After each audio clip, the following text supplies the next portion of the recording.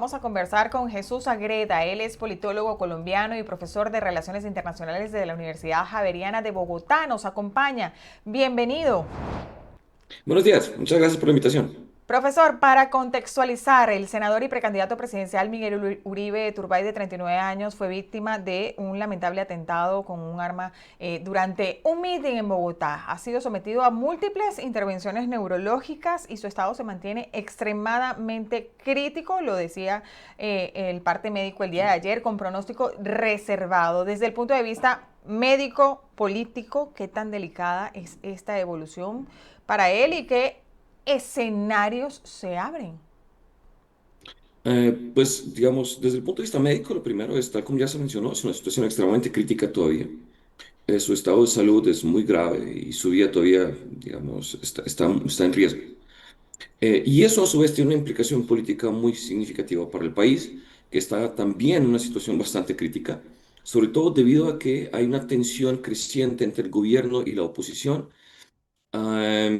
Y sobre todo, de alguna forma, por una falta de resultados de un gobierno que vino con muchas promesas y muchas, digamos, buenas intenciones, pero que no ha podido materializar esas promesas e intenciones y que en este momento está responsabilizando a la oposición de esa falta de resultados. Entonces vemos un choque en donde un gobierno tenía muchas, digamos, muchas expectativas respecto a el futuro del Estado, que se chocó con una realidad política donde los cambios necesitan tiempo, necesitan diálogo, necesitan, digamos, una negociación mucho más delicada. Ah, y por otro lado, digamos, tenemos una oposición que se ha opuesto a muchas de esas reformas bastante de fondo, radicales hasta cierto punto en algunos casos. Y eso ha generado un choque entre dos perspectivas que no solo no generan resultados para el país, sino que también aumentan muchísimo la tensión y el contacto, digamos, este choque político entre las dos fuerzas, llevando hasta cierto punto a resultados posiblemente como el que vemos con el senador Uribe. Vimos una gran movilización ciudadana, 70.000 personas aproximadamente en la marcha del silencio y exigencias al gobierno por mayor seguridad. ¿Cómo interpreta esta respuesta colectiva, ¿no?, de la ciudadanía colombiana, clave de opinión pública y presión institucional para el Estado?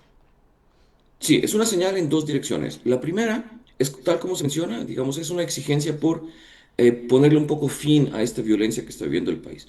Uno de los objetivos del gobierno era, evidentemente, la paz total, que era un intento de negociar con muchos grupos armados y tratar de detener la violencia muchas partes del país. El problema es que ese resultado no se ha logrado y hemos visto un aumento en ciertos índices de violencia. Y lo del senador Uribe es digamos, una muestra de eso.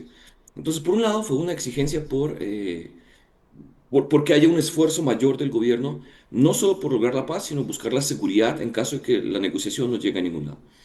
Pero por otro lado, también fue una demostración de voluntad popular en contra hasta cierto punto del gobierno, porque se utilizó por la oposición como una forma de oponerse a algunas decisiones políticas que el gobierno ha tomado. eh, y sobre todo en un contexto en el cual el gobierno también ha hecho llamados a, digamos, movilizaciones populares y no ha logrado tener este mismo número de personas movilizadas en las últimas semanas. Así que vemos de nuevo una demostración en dos direcciones. Uno, exigencia por, de alguna forma, reducción de la violencia, pero segundo, una muestra de oposición a algunas políticas del gobierno que fueron bastante exitosas como mecanismo para enviar ese mensaje en particular. Ahora, para finalizar, estamos en una etapa fuerte de polarización. ¿Qué le dice a Colombia el hecho de que un líder joven con proyección presidencial esté en un estado crítico tras un atentado? ¿Es un llamado a repensar garantías para la política? Sin duda, 100%, y sobre todo es una especie de flashback respecto a lo que vivió el país hace 30 años. En los 90 Colombia vivió un periodo de violencia política similar y de alguna forma lo que vemos es que el país vuelve a tener una tendencia similar. Y esa es la razón por la cual hay un esfuerzo reforzado, me parece, por parte de todos los sectores de la fuerza política nacional por ponerle fin de manera muy temprana a este tipo de violencia. No es normal que este tipo de acciones políticas se repitan en el Estado colombiano.